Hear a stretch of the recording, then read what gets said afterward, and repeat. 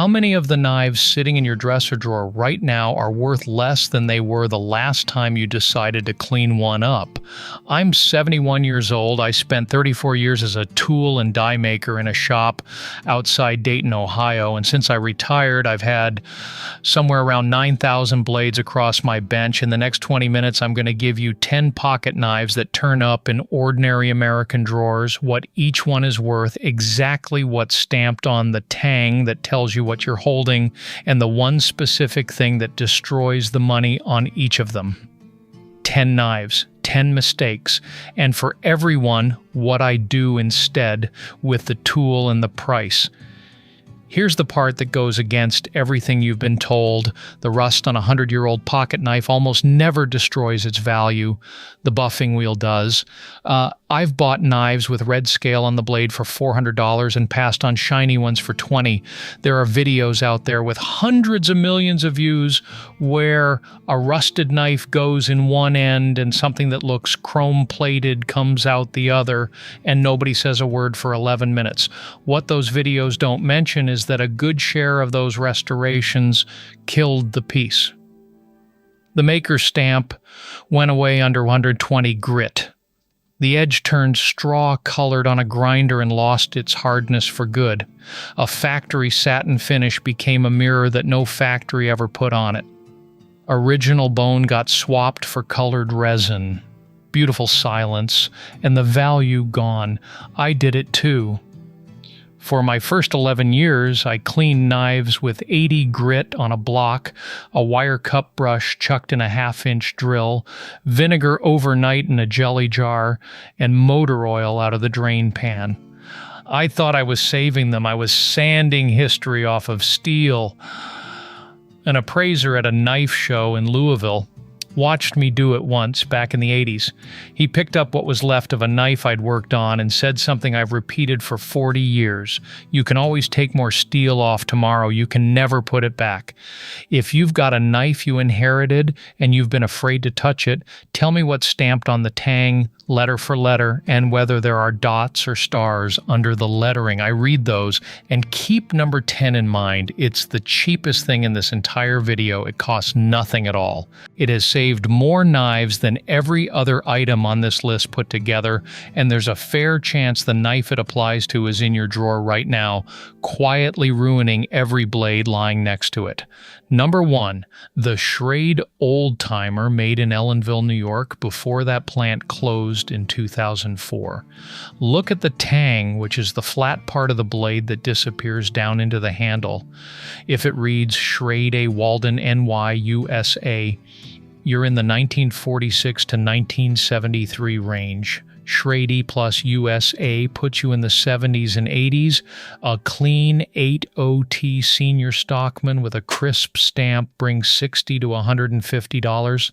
The same knife with a buffed tang brings $25 because nobody can prove what it is. The handles are saw-cut Delrin, which is a molded plastic made to imitate jigged bone, and Delrin smears. A cotton buffing wheel spinning at 3,000 RPM generates enough friction heat to soften that surface and flatten the saw-cut texture into a greasy shine. It never comes back. What I do is a drop of dish soap on a soft toothbrush, 30 seconds, dried immediately with a rag, and 1 drop of food-grade mineral oil in each joint. $3 at the drugstore. Never soak it. Water wicks between the liner and the spring and sits there for a month, rusting the parts you can't see. The blade is 1095 carbon steel at about 57 Rockwell, which means the gray patina on it is protection, not damage. Leave it. Number 2, the Camillus TL29, the electrician's knife the government bought by the hundreds of thousands, stamped Camillus NY on the tang. Also the 4-blade military utility knife with the can opener and the screwdriver. These came out of the factory with a phosphate or blued conversion coating on the blades, and that coating is roughly 2 10/1000ths of an inch thick, which is about a quarter the thickness of a sheet of copy paper. That's the whole finish. One pass with 400 grit sandpaper, which feels like a matchbook cover under your thumb, takes it down to bare steel. A stamped, coated, honest example runs $120. Sanded bright, it's a $30 user. What I do is a boar bristle brush, dry, $5, followed by a rag with mineral oil on it and nothing else, no water at all, on a knife with a dark military finish. The National Park Service says the same thing in its Conservogram series on metal objects. Use the least aggressive method that works and stop at the point where the object is stable rather than pretty. Stable, not pretty. Write that on your bench. Let me stop here for a second. What I just walked you through, the difference between a finish and a coating and when to leave both alone, is about 1 page of chapter 4 of a book I wrote called The Restorer'S Bench. There are 11 more chapters. It's 158 pages, 12 chapters, and it's organized by the decision you're facing rather than by the tool you're holding. So you look up the problem, and it tells you where to stop. The bench cards are in there, the shop safety card, and an index arranged by symptom, so if the blade is stuck, you find it under stuck. The link is in the description, and there's a code on the screen. The knife in that drawer could be identified, oiled, and put away right tonight by you. This is the night you stop being afraid of that drawer. Number 3. Union Cutlery and Early Ka Bar out of Olean, New York. Look for the 2-line Ka Bar stamp and, in the handle, a small dog's head shield inlaid in nickel silver. A dog's head folding hunter and stag runs $300 to $600, sometimes more.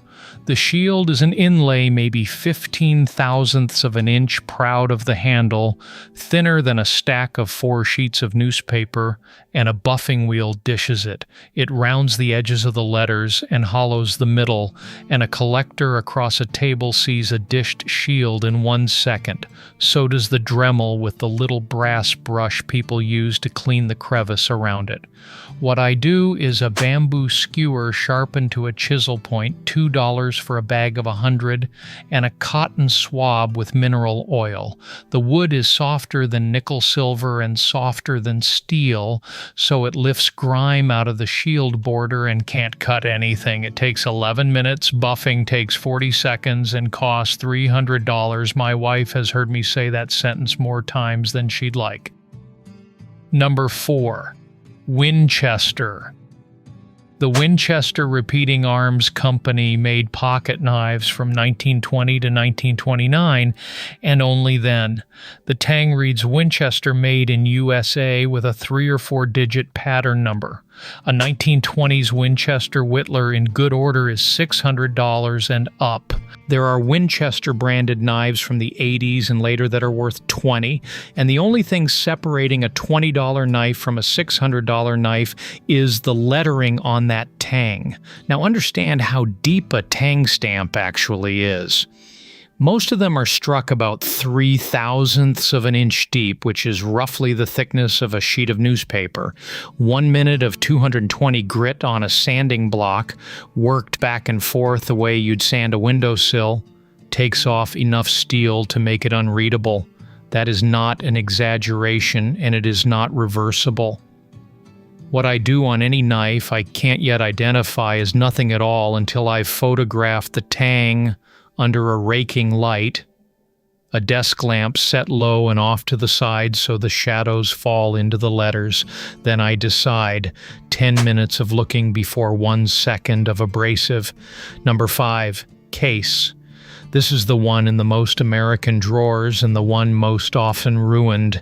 Case tested Texas means before 1940. Case 20 runs 1940 to 1964. Case 20 USA is 1965 to 1969. Then in 1970 they put 10 dots under the USA and removed 1 dot each year through 1979, so you can date the knife to the year hunter from a row of dots the size of pinheads. A 1940s 6265 SAB folding hunter is $400 to $1,200 depending on condition. Also learn the steel. Case CV is chrome vanadium, a carbon steel, and it takes a gray patina. True Sharp is stainless, and it doesn't. They are not cleaned the same way, and they are never confused. The mistake here is hot soapy water on jigged bone handles. Bone is collagen and mineral, and hot water swells it. Then it dries and shrinks and cracks along the jigging lines, and the pins stand proud. Once a case has cracked bone, you've cut the value in half. What I do is mineral oil on a rag, a light coat, let it sit 20 minutes, wipe it dry. That's it. I'll be straight with you. 20 minutes of video is a sample. What I've got written down runs 158 pages across 12 chapters, and each chapter is built around a decision instead of a product. So it covers what to do when the blade won't open, when the spring is broken, when the handle is loose, when the stamp is faint. Large print, because I'm 71 and I know what small print does to a man at a bench. Every technique is doable with under $40 of supplies and no machinery whatsoever. And every technique carries a line I call Check Me with a published, dated source behind it, whether that's the National Park Service, the Canadian Conservation Institute, or the ASM Handbook, so you're not taking my word for anything. There's a 60-day guarantee on it. If you've been watching this thinking about a knife that outlived the man who carried it, that's who I wrote it for. Description link or the code on your screen. Some things shouldn't get lost twice. Number 6, New York Knife Company, Walden, New York, in business from 1856 until it folded in 1931. Their knives are stamped Hammer brand, often with a small arm and hammer. A New York Knife Company jack in decent shape is $200 to $1,000. Here's the trap that costs people real money. After that company died, the Hammer brand name turned up again on inexpensive shell-handled knives, the kind with a thin stamped metal cover crimped over the frame, and those are worth $15. Same two words. $200 a part. You tell them apart by the construction, not the name. The old Walden knives have solid brass liners and bone or stag covers with visible pins, and the later ones have a hollow stamped shell you can dent with your thumbnail. So the error on number 6 isn't polishing, it's throwing the good one out because the name sounded cheap. I've seen that happen at an estate sale in Springfield, and I still think about it. Number 7, Schott and Morgan of Titusville, Pennsylvania, making knives from the mid-1890s until the company went under in the early 30s. Stamped Schott and Morgan Cutlery Company, sometimes S&M, and the later Titusville pieces are $300 to $1,200. These come to me full of century-old grease and pocket lint packed down in the blade wells, and the temptation is an ultrasonic cleaner or, God help us, the dishwasher. Both drive water into the joints and under the covers, and neither one gets it out. Worse, people take these apart. The pins on a knife like this are peened, meaning the ends were hammered over to spread and lock them, and once you drive one out and set a new one, you get a slightly mushroomed head that never matches the original. Every serious collector checks the pins first. What I do is flood the joint with mineral oil, work the blade 30 times, then wick the black slurry out with the corner of a paper towel, and repeat until it comes out clean, usually 4 rounds. 20 minutes and about $1 of oil. Number 8. Anything with genuine mother of pearl or genuine stag on it, whoever made it, if it's older than about 1940. Pearl is nacre, which is calcium carbonate platelets stacked in a protein binder, and it is the single most heat-sensitive material on a pocket knife. A buffing wheel with rouge on it puts the surface well past 200 degrees Fahrenheit, hot enough that you'd yank your hand off it, and the pearl crazes into a spider web of hairline cracks that you cannot polish out. Stag is antler, and antler that's been in a dry house since the Truman administration is thirsty and brittle. A pearl-handled gentleman's knife in the $300 to $1,500 range becomes a $200 knife the moment those covers craze. Never soak it, never put it in the sun on the windowsill to dry, never run it under hot water. What I do is a thin coat of mineral oil on stag and bone, and on pearl a microcrystalline conservation wax, about $25 a tin, and the tin will outlive me, applied with a fingertip and buffed with a cotton cloth by hand. By hand, no motor anywhere near it. Number 9. The Remington bullet knife. Remington made pocket knives from 1922 until 1940, and the bullet series, the R123 chief among them, carries a shield shaped like a cartridge. These are $1,500 to $4,000, and the good ones go beyond that. Two things carry the value, and both are microns deep. First, that bullet shield, which must be crisp. Second, the blade etch, the acid-etched Remington lettering on the flat of the blade, which sits on the surface and comes off with one pass of a gray abrasive pad. An intact etch can be the difference between $1,100 and $2,200. In 1979, I bought one at a flea market in Xenia for $40, took it home and made it beautiful with a wheel and white compound in about 6 minutes. I found out 3 years later what it had been. $40 in, $1,600 out the window, and the only thing I got for it was the lesson I'm handing you for free. What I do on any knife with an etch is nothing. Oil, cloth, done. If there's active red rust on the etch panel, red rust being the hydrated iron oxide that's porous and still eating, I stabilize it with oil and leave the conversion to a conservator. Red rust keeps working. Black patina, which is magnetite, is tight and adherent and protects the steel underneath. Turning red into black is the goal. Turning it into bare, shiny metal is vandalism. Number 10.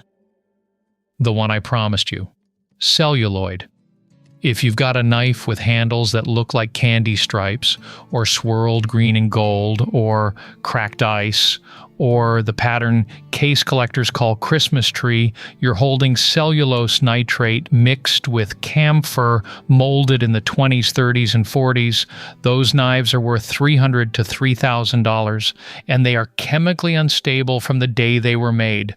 As celluloid ages, it releases nitrogen oxides, which combine with moisture in the air and form acid. In a closed drawer, that vapor has nowhere to go. It pits the blade of the knife it's attached to, and it rusts every other knife lying beside it. I have opened tool chests where 9 knives were covered in orange bloom, and one celluloid knife in the corner was the reason. This is the source of most of the mysterious rust in old collections, and almost nobody knows it.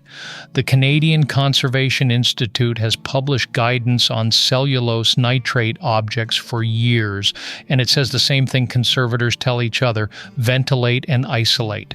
So here's the fix, and it costs $0. Take that knife out of the closed drawer. Do not seal it in a zip bag or a hard airtight case, because that concentrates the vapor and speeds the whole thing up.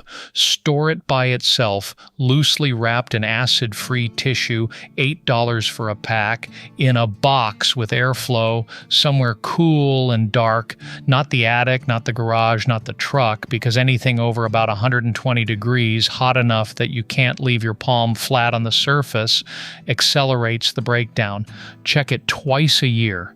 If it smells sharp and sour like camphor and vinegar, it's actively degrading, and it needs to be away from every other knife you own today. And never, ever buff it. Cellulose nitrate is flammable, and a wheel can take it there. That's number 10, free. 2 minutes of your evening. It'll save more steel than everything else on this list combined. If there's a maker I left out, put it in the comments and tell me what shape the covers are in. Next week, I'm doing the 8 ways to unstick a folding knife that hasn't opened since 1965 without heat, without hammering, and without breaking the spring. Somewhere tonight, another rusted knife is going to be sanded to a mirror in 11 silent minutes, and the man who did it will think he saved it. He didn't. He erased it. A tang stamp is worth more than a shine. Steel you remove is history you delete. Old Timer mineral oil, $3. Camillus Military bristle brush, $5. Dog's Head KA bar bamboo skewer, $2. Winchester, a desk lamp, and 10 minutes of looking, free. Case, oil on a rag, no hot water, $1. Hammer brand, learn the difference before it goes in the yard sale box, free. Schott and Morgan, flush the joint, don't drive the pins, $1. Pearl and Stag, wax by hand, $25 a tin. Remington bullet, do nothing, free. Celluloid, get it out of the drawer tonight, free.